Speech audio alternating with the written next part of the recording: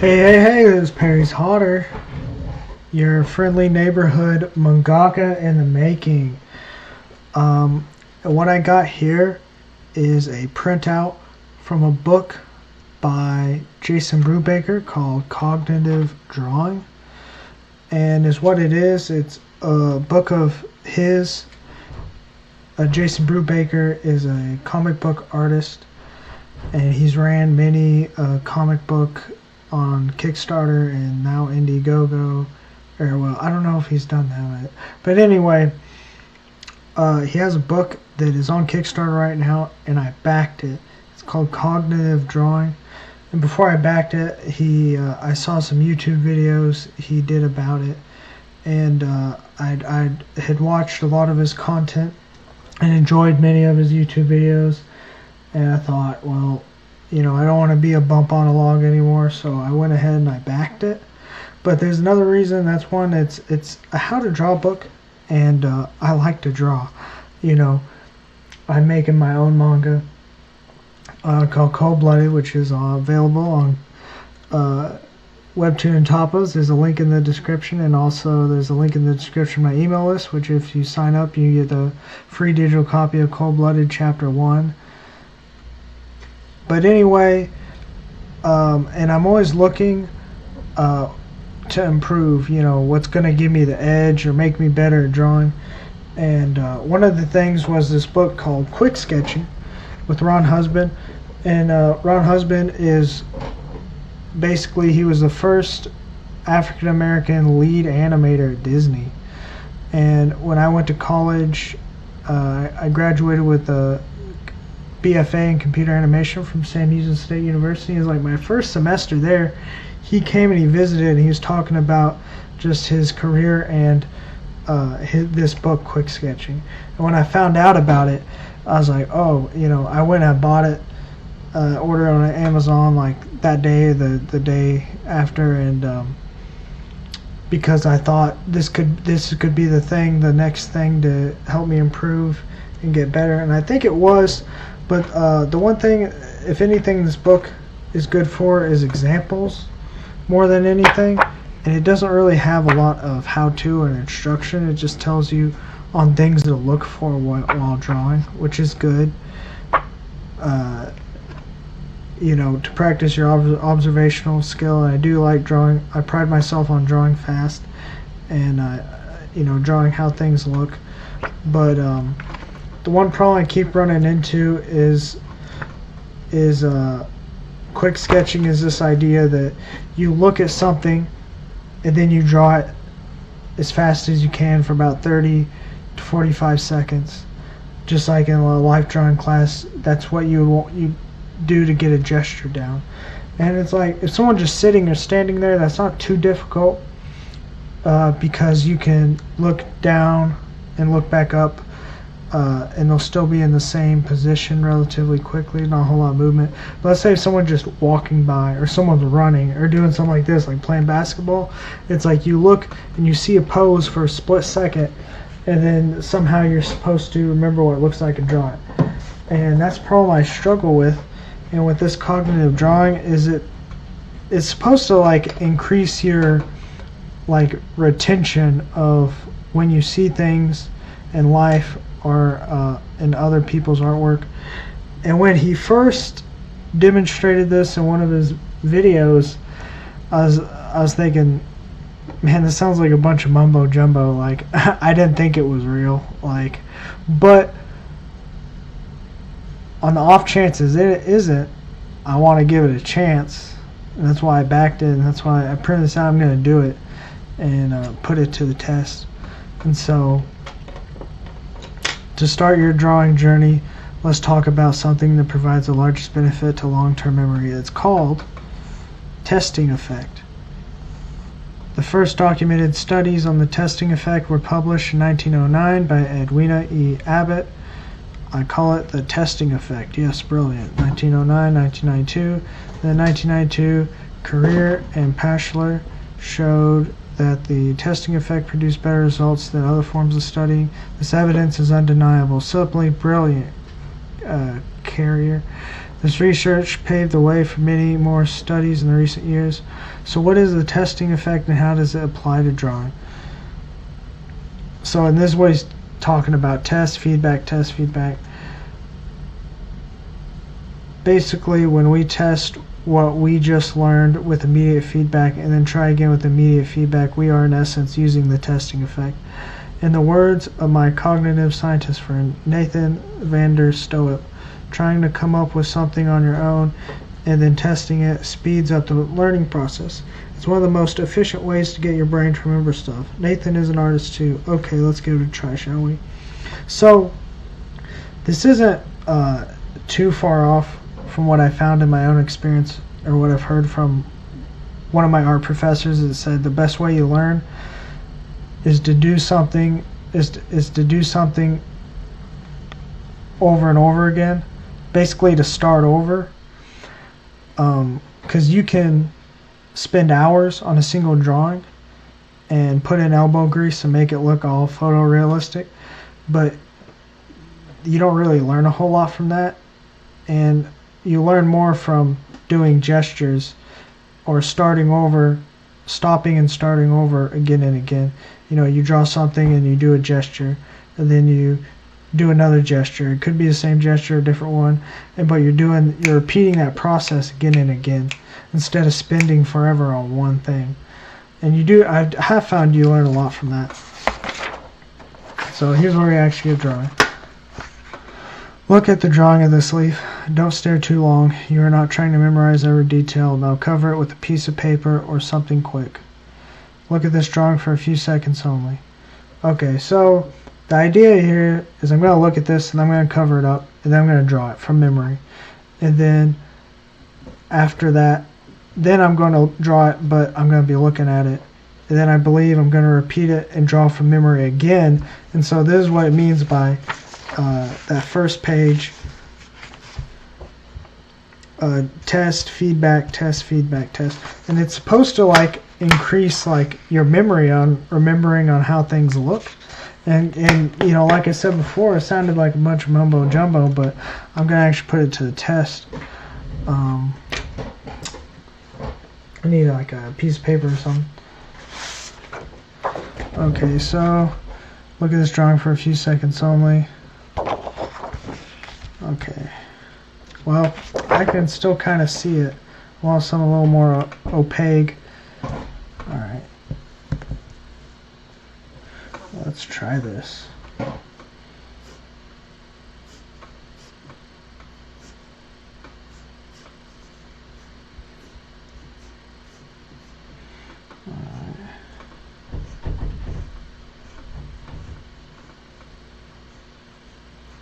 Oh, hold up. Cat wants out. Hey, get out. Get out. Okay, I'm back.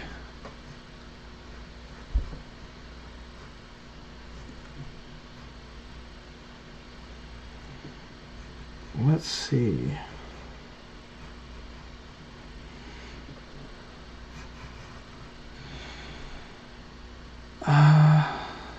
Already having a hard time remembering this a little bit, but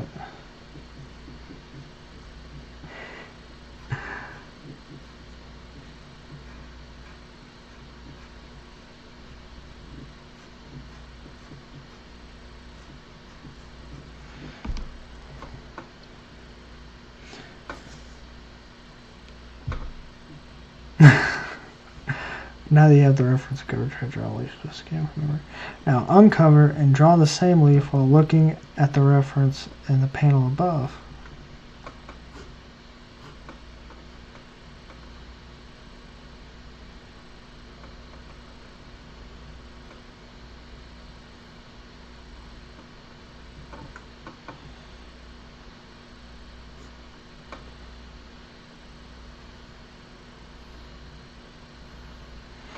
Oh yeah, dang.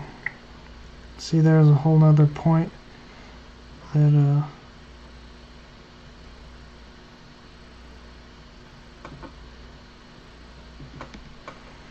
I hadn't remembered. Oh, you know what? I can do better than this. Drawn from reference.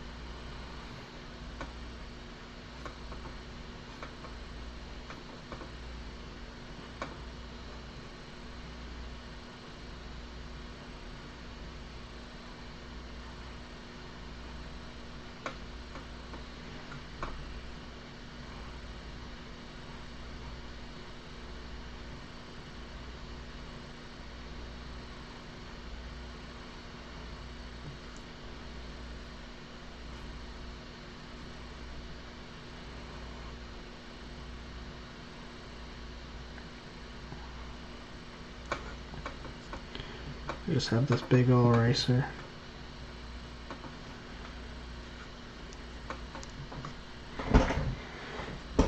You know, let me zoom in.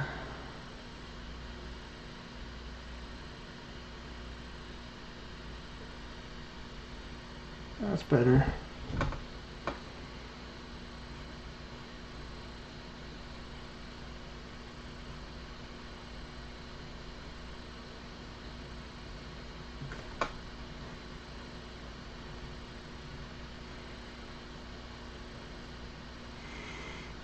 Okay, I don't know if I want to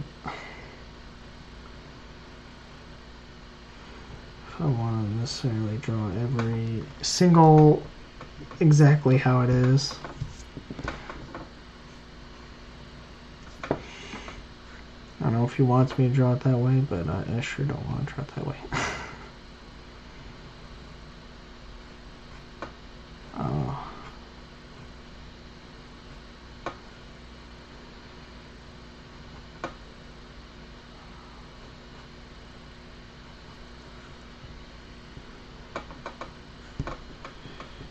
Let's see.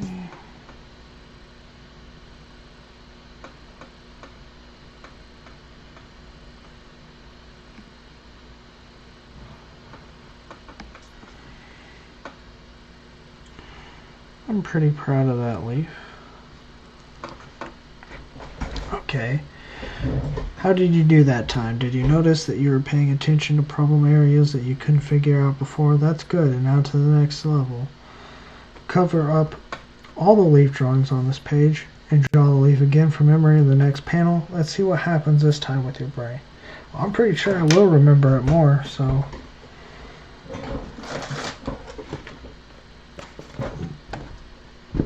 Use some opaque, not a piece of paper, because then I can potentially see through it.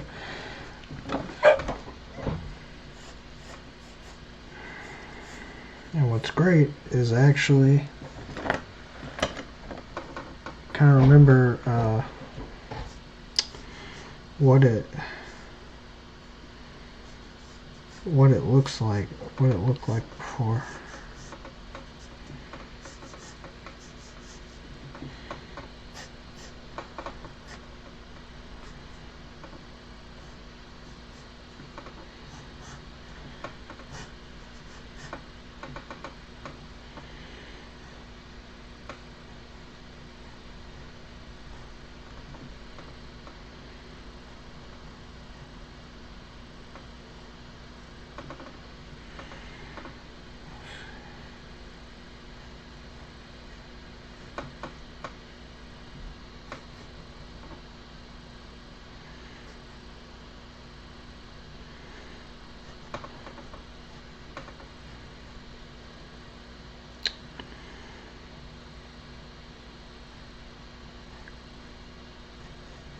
There's something like that.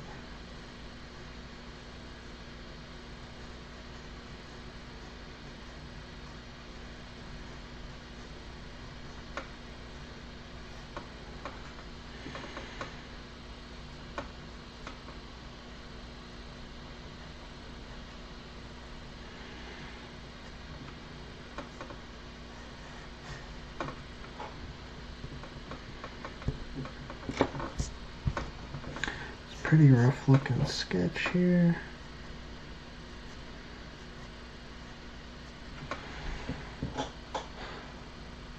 Alright, that's good enough.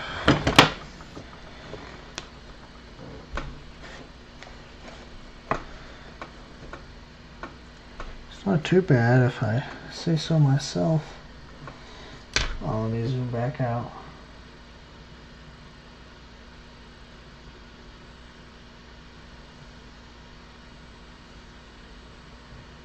Yeah, it's not too bad. Well, that looks better than before, doesn't it? Did you remember anything new this time? I sure did, actually. Okay, let's move on to the next page, and we will do the full exercise for real this time. Well, this is just a warm-up. Yeah, I did notice, so like, another thing that he talks about in his video that's pretty interesting is, when you draw something out of your head, you tend to rely on like preconceived notions. He doesn't bring this up explicitly, but I feel like that's what he's getting at.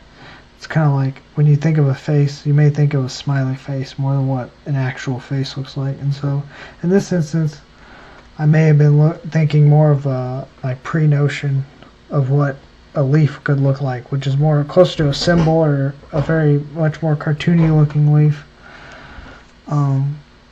But also I just didn't retain it as much. But this time around, when I drew it, when I actually looked at what it looks like, I see what I missed. Like these points, you know, I kind of missed that. I didn't really notice these. When I drew it, I actually drew construction lines. And what I noticed is when I drew it, I kind of remember how I drew the construction lines, and that helped me remember a good deal. But first, there's some more text. Let me make some rules or suggestions for what I found works best for me and my students. No sketching with ink. No inking your sketches. Just draw the best pencil drawing you can and don't be afraid to use an eraser. Okay, well, I was already doing that. Digital drawing is also okay. So you can download the PDF and do this. Which this is free, by the way. That's how I got this. If you look up Jason BruBaker on YouTube and find his video, Cognitive Drawing Day 1, he has a link to this. That's how I got this. I just downloaded it and printed it out. Rule number 2, it's not a race. You are better if you finish faster, slow down, and do the best drawings you can for each frame and exercise. Each page usually takes between 15 minutes to an hour to complete. I don't plan on it taking me that long. I recommend only doing 1 or 2 exercises a day. Many people say their brain feels tired after doing this. So if you start to feel exhausted, then stop after you finish the exercise you are on. If you burn yourself out, you won't remember what you learned as well. This is true, and I would follow this advice if you are a beginner or someone who doesn't really draw or draw very much, because drawing is very much a mental process, just like arithmetic, you know, doing math, and your brain gets tired, and you know, when you practice some and learn on it and you sleep on it, it's like you wake up the next day and you're like better. It's weird. And but for me, this is probably not gonna exhaust me because I draw a lot. Rule number 3: no peeking.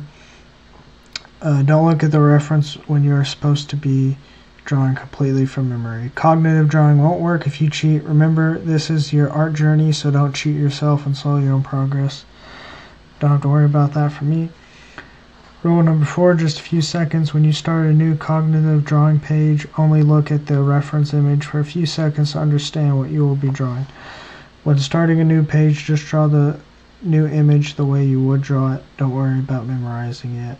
Also, don't try to trace the reference image.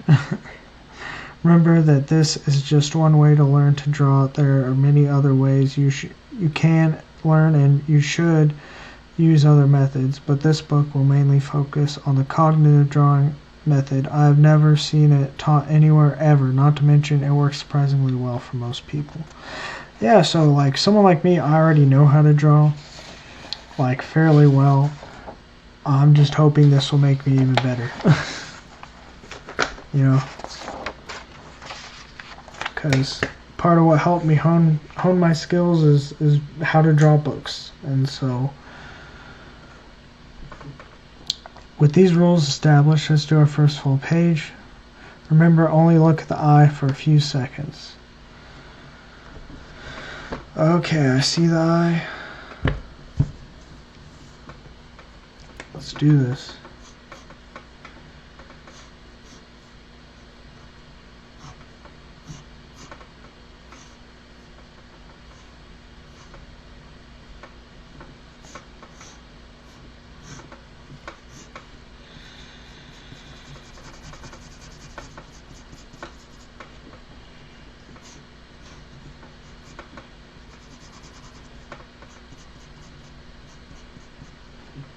One thing I noticed is like I think there's some here.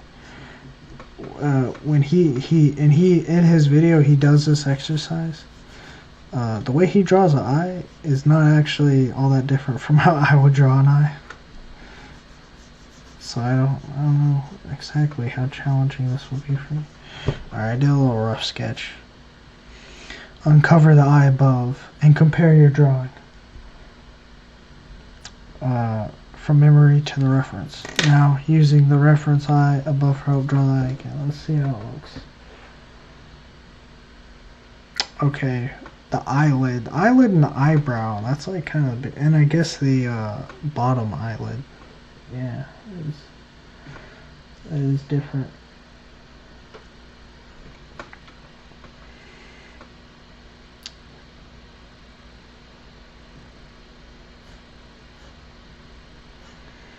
This seems kind of like more of a feminine eye. I don't know.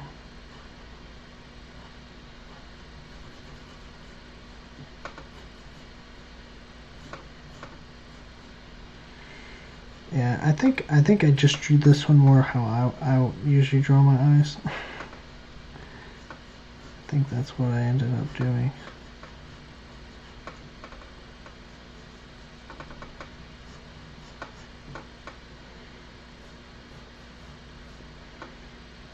And I thought this was the nose, and now I see it's not.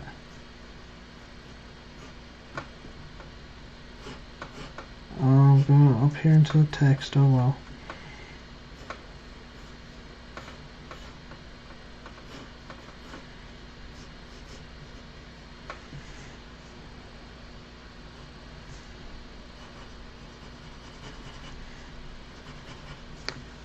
I guess I should be going this direction.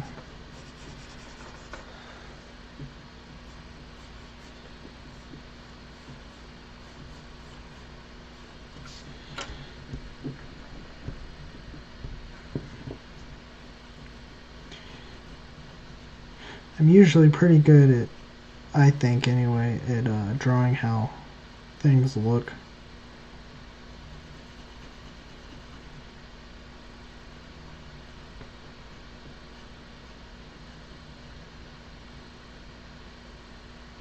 When I'm looking at them.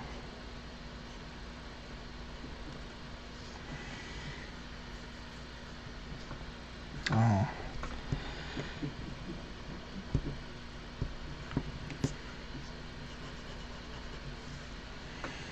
Since it's kind of thick lines, I'm kind of trying to imitate that. The pencil.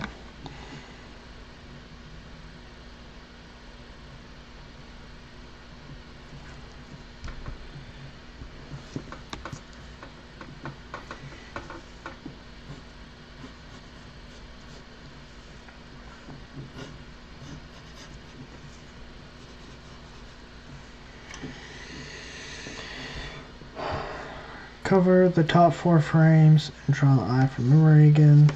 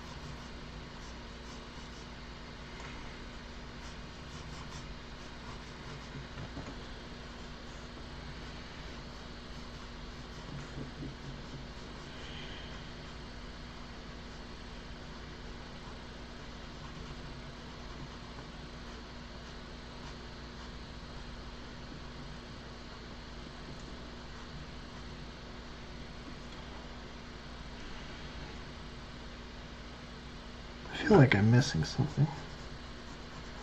I mean, yeah, I know the eyebrow.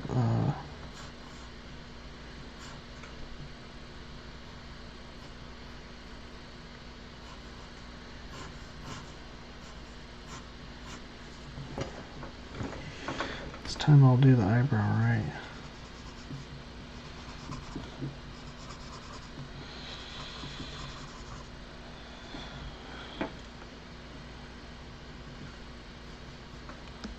Alright, I think that's good enough. Wow. It actually looks a lot more like the reference image. Yeah, that's interesting. Guess this eyebrow could have been a little narrower right here. And my eyes kind of slanted this way. I could have draw the eye while looking at the reference on top. Again, getting better, and most certainly is.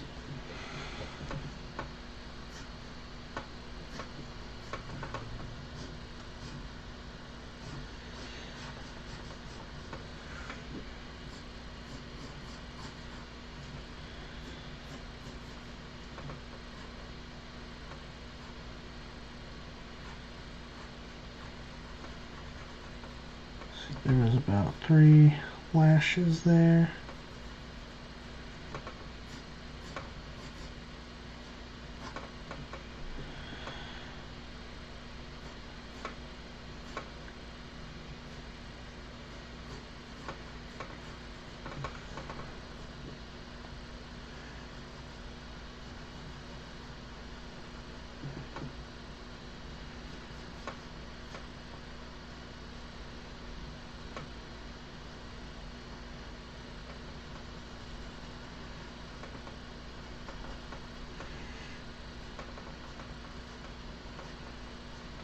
About 5 of these. I don't know what they're called, but they're part of the eye, you know.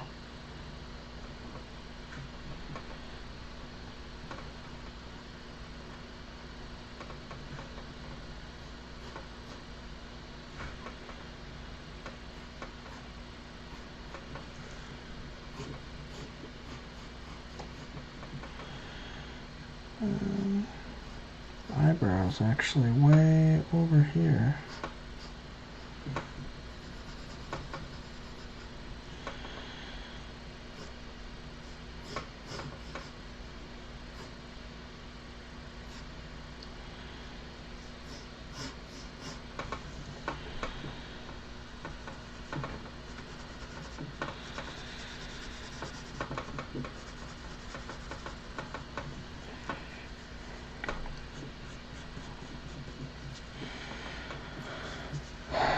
All right, that's looking pretty good.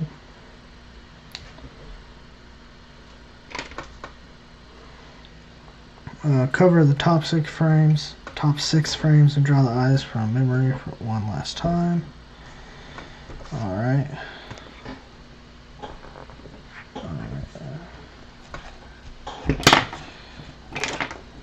Kind of wish I had something a little flatter. It's gonna kind of get in the way of my drawing, but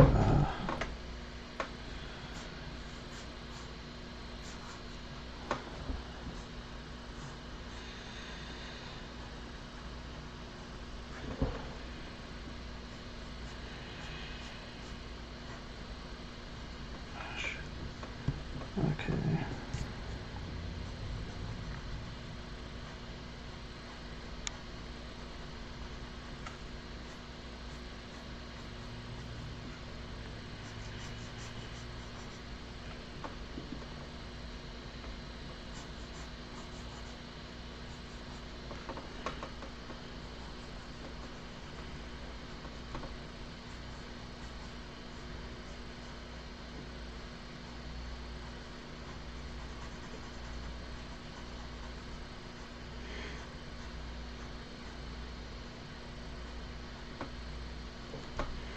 One, two, three.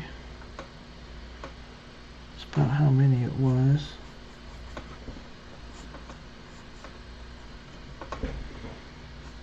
This part was pretty close over here.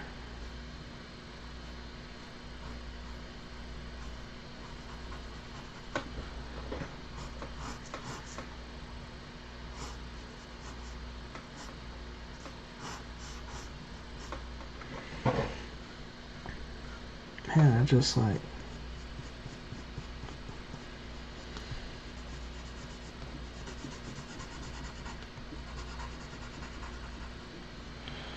I just can't seem to get the eyebrow knot over the text.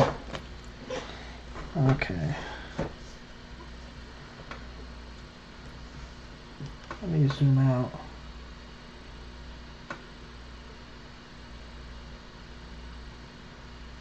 Is that not enough?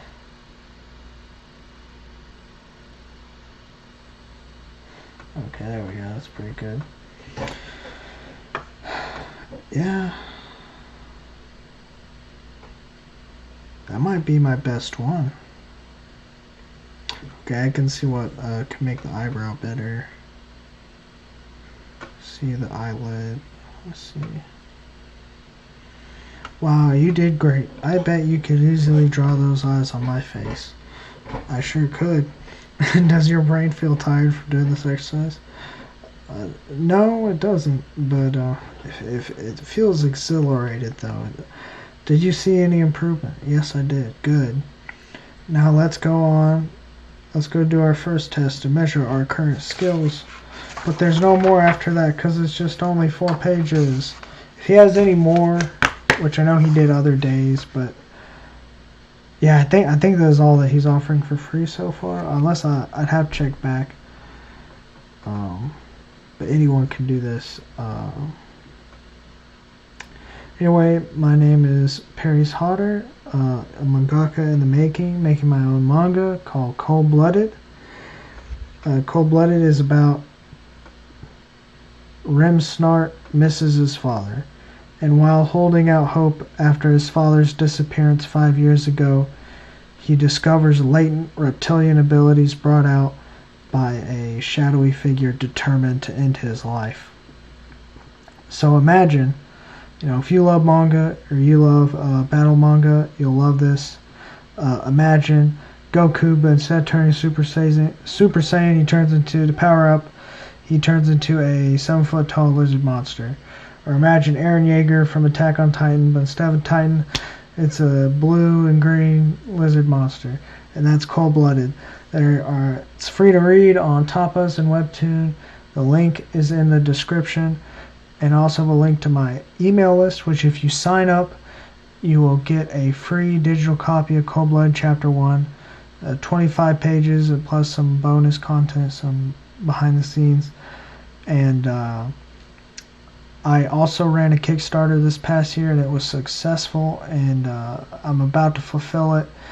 And even though the Kickstarter is over, you can go to my Kickstarter page and click on my name, and then I believe click follow me. You can follow me on Kickstarter, or just sign up for my email list, and you'll be notified whenever Cold-Blooded Volume 2 launches. That's still a ways away.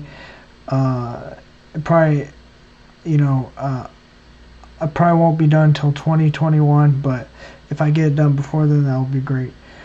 And my Chapter 9, I'm almost done with. It updates on the 28th of April. So depending on the date when I upload this video, it may or may not be out. But you can go ahead and subscribe to me on Webtoon and or Tapas, and read it all for free. If you enjoy my video, subscribe and hit the notification bell, just because subscribing just isn't enough.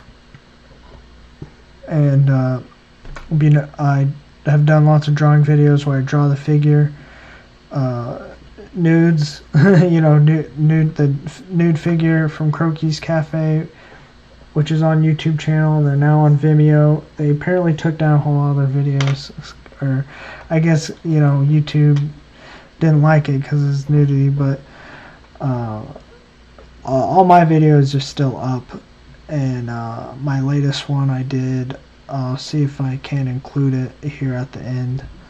This is Perry's Hotter signing out.